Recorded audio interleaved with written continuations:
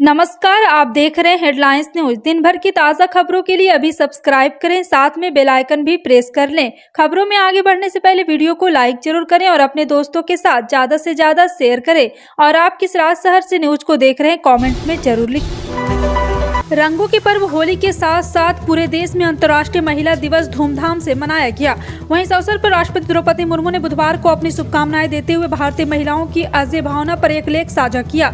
इस लेख में उन्होंने कहा है कि देश में जमीनी स्तर पर निर्णय लेने वाली संस्थाओं में महिलाओं का अच्छा प्रतिनिधित्व है। जैसे जैसे हम ऊपर की ओर बढ़ते हैं, महिलाओं की संख्या धीरे धीरे कम हो जाती है। जी हाँ, आपको बता दें कि राष्ट्रपति मुर्मू ने महिलाओं की सराहना करते हुए कहा है कि आज अग्निशमन महिलाएं अपने चुने हुए क्षेत्र में काम कर राष्ट्र निर्माण में योगदान दे रही है। उन्होंने लेख में आगे विश्वास जताते हुए कहा है कि समाज में व्याप्त मानसिकता को बदलने की आवश्यकता है। प्याज की गिरती कीमतों से किसान परेशान है। किसानों को प्याज बेचने पर फायदे काफी कम हो रहा है।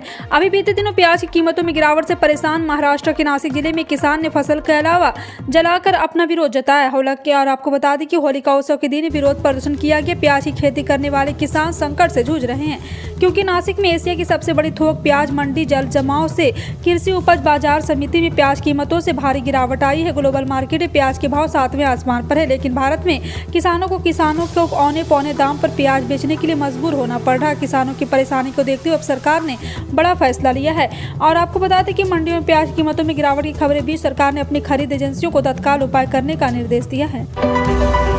केंद्रीय मंत्री राजनाथ सिंह का यहां होली के जश्न में अमेरिकी वाणिज्य मंत्री भी शामिल हुए। देश की विदेश मंत्री, खेल मंत्री समेत कई नेता भी इस मौके पर मौजूद रहे थे।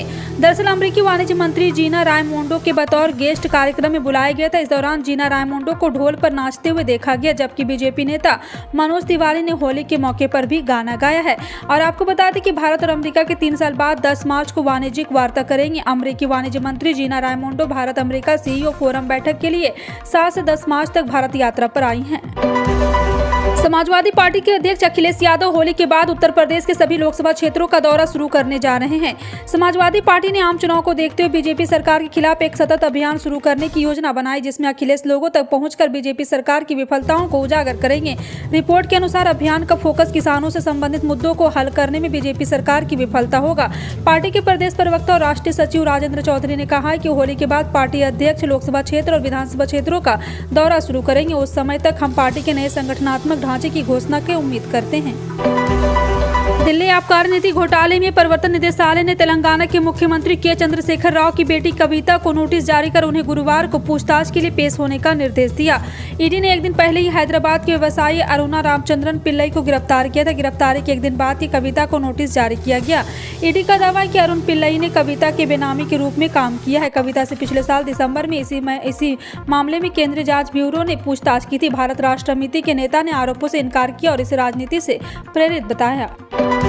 महाराष्ट्र में इस साल बेमिसाल बारिश ने किसानों को संकट में डाल दिया। जहां भारी बारिश के फसलों के बड़े पैमाने पर नुकसान हुआ, वहीं बेमौसम बारिश से प्रदेश के 8 जिलों में करीब 13,729 हेक्टेयर कृषि भूमि को नुकसान पहुंचा है। इस मामले को लेकर डिप्टी सीएम देवेंद्र फडणवीस ने विधानसभा में मुद्दा उठाते हुए आश्वासन दिया कि प्रभावित किसानों की मदद के लिए तत्काल प्रस्ताव मांगा गया। ऐसे में उन्हें प्रशासन की ओर से तत्काल प्रभाव से मदद की जाएगी। दरअसल इस मामले पर सदन में नेता प्रतिपक्ष अजित पवार, सदस्य नाना पटोले, छगन भुजबल ने किसानों के नुकसान की भरपाई को लेकर विधानसभा में मुद्दा उठाया।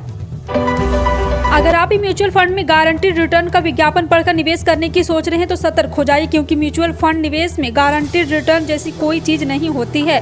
और जो कंपनियां ऐसे विज्ञापन कर रही है वो दरअसल नियमों का उल्लंघन कर रही है। सेबी ने इस संबंध में AMFI को एक लेटर भेजा है और तुरंत इस तरह के विज्ञापन रोक लगाने की मांग की है। जी हाँ, आपको बता दें कि एक और मामला सामने आया है म्यूचुअल फंड को लेकर के, जिसे एक बार फिर से यहाँ पे दर्शाया जा रहा है। जी हाँ, आपको बता दें कि यहाँ पे गारंटी रिटर्न का विज्ञापन पढ़कर आप यहाँ पे निवेश करना चाहते हैं तो ये बिल्कुल भी ना करें। भारत के मनी लॉन्ड्रिंग से जुड़े कानून अब क्रिप्टो करेंसी में व्यापार करने पर भी लागू होंगे। रॉयटर्स के रिपोर्ट के मुताबिक सरकार की ओर से 7 मार्च को जारी नोटिफिकेशन में कहा गया है। नोटिफिकेशन में कहा गया कि वर्चुअल डिजिटल एसेट और फिएट करेंसी के बीच एक्सचेंज, वर्चुअल डिजिटल एसेट की एक ज्यादा फॉर्म के बीच एक्सचेंज और डिजिटल एसेट को ट्रांसफर को मनी लॉन्ड्रिंग के कानून के तहत कवर किया जाएगा। गूगल ने कर्मचारियों को चेतावनी दी है कि इस साल दूसरे वर्षों के मुकाबले सीनियर लेवल पर कम प्रमोशन किए जाएंगे। इससे पहले जनवरी में गूगल के पेरेंट कंपनी अल्फाबेट के करीब 12,000 कर्मचारियों को निकाल दिया था। CNBC की एक रिपोर्ट के मुताबिक कंपनी ने अपने कर्मचारियों को 27 फरवरी को इस संबंध में एक ईमेल भेजा था। रिपोर्ट के मुताबिक इस ईमेल में कहा गया है कि प्रक्रिया मैनेजर की अगुवाई में होगी और यह बड़े स्तर पर पिछले साल के समान होगी। हालांकि नियुक्ति की धीमी रफ्तार के साथ हम L6 और ऊपर को कम प्रमोशन की योजना बना रहे हैं। बुधवार दोपहर बाद मध्य प्रदेश में मौसम का मिजाज बदल गया। अनेक शहरों में तेज हवा के साथ बादल गरज रहे हैं। गरजनक में 7 किलोभानकरों आंधी भी चल रही है। आपको बता दें कि वर्तमान में राजस्थान पर बनी 2 मौसम प्रणालियों के कारण वातावरण में नमी आ रही है। इस वजह से मध्य प्रदेश में कहीं कहीं बादल बना हुआ है। शेष जिलों में मौसम अब शुष्क होने लगा है। राजधानी में आसमान साफ होना और धूप खिला है। त्रिपुरा विधानसभा चुनाव में भाजपा ने जीत दर्ज कर राज्य में दूसरी बार अपनी सरकार बना ली है। जीत के बाद मानिक साहा ने अगरतला स्वामी विवेकानंद मैदान में लगातार दूसरी बार त्रिपुरा के मुख्यमंत्री पद की शपथ ली। शपथ ग्रहण समारोह में प्रधानमंत्री नरेंद्र मोदी, केंद्रीय गृह मंत्री अमित शाह और बीजेपी अध्यक्ष JP नड्डा भी शामिल रहे। इसके साथ ही टिंकू रॉय, विकास देववर्मा, सुधांशु और कई नेता शामिल रहे। आपको बता दें कि 16 फरवरी को विधानसभा चुनाव में भाजपा ने 32 सीटों पर जीत हासिल की, जो 60 सदस्यीय विधानसभा में 31 के जादुई आंकड़े से एक अधिक थी।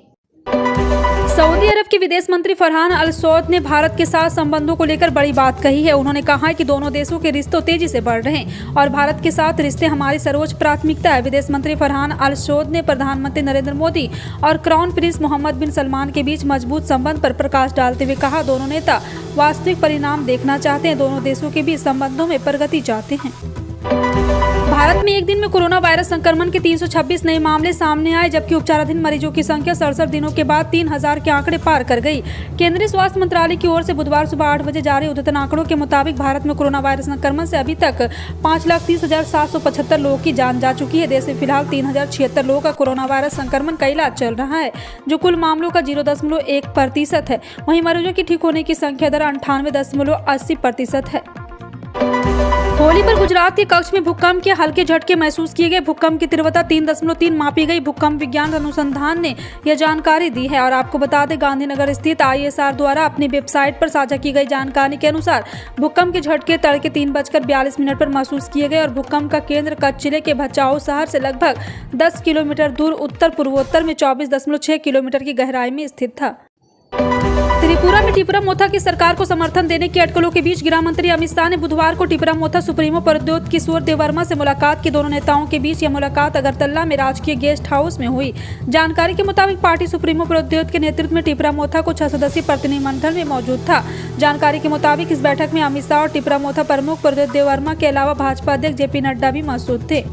कर्नाटक के कोच्चि में कचरे की आग को लेकर अब विपक्ष भी सरकार पर हमलावर हो गया है। जी हां, आपको बता दें कि केरल विधानसभा में विपक्ष के नेता VD सतीशन ने बुधवार को राज्य सरकार से कोच्चि में ब्रह्मपुरम अपशिष्ट संयंत्र के आसपास के क्षेत्रों में स्वास्थ्य आपातकाल घोषित करने का आग्रह किया। उन्होंने दावा किया कि कचरे के टीले की आग से जहरीले धुएं ने लोगों के लिए गंभीर स्वास्थ्य समस्याएं पैदा की। उसके आपस के लिए लोगों को यहाँ रहना मुश्किल हो गया है।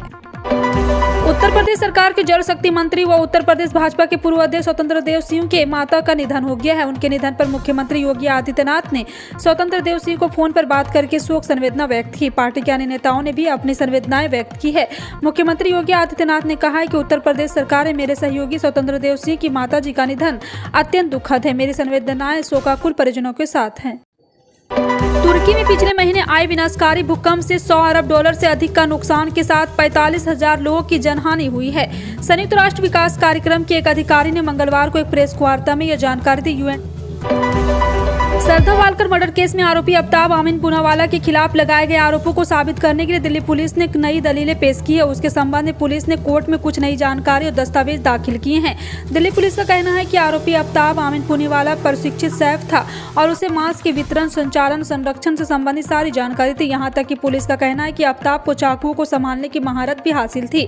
इस मामले में परिस्थितिजनक सबूत मजबूत है और अभियुक्त के अपराध की ओर इशारा करते हुए इससे साबित होता है कि अफ्ताब ने ही श्रद्धा का कत्ल किया था। लगातार कमर की चोट से जूझ रहे भारत के शीर्ष तेज गेंदबाज जसप्रीत बुमराह ने न्यूजीलैंड के क्राइस्टचर्च में कमर का सफल ऑपरेशन करा लिया है, लेकिन अगले 6 महीने वो क्रिकेट से दूर रहेंगे। बीसीसीआई सूत्रों के अनुसार ऑपरेशन डॉक्टर रोवेन साउथ ने किया है।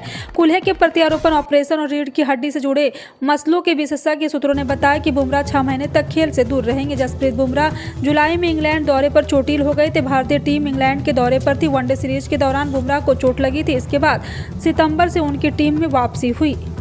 बागेश्वर धाम के पीठाधीश्वर धीरेन्द्र कृष्ण शास्त्री बीते कुछ समय से सुर्खियों में छाए हुए हैं। हालांकि यहां 13 से 19 फरवरी तक पूरे 7 दिनों यहां उन्होंने शक्ति प्रदर्शन भी किया था। उनके मंच के सामने हजारों की भीड़ थी और वह शायद यही वजह है कि नेता पक्ष हो या विपक्ष सभी उनके दरबार में हाजिर लगाए हुए पाते थे। गौरतलब है कि धीरेन्द्र शास्त्री लगातार हिंदू राष्ट्र और अखंड भारत के लिए नारा बुलंद कर रहे हैं। उनकी हिंदुत्ववादी छवि के होते हुए भी विपक्ष के नेता उनके दरबार में देखे जाते हैं।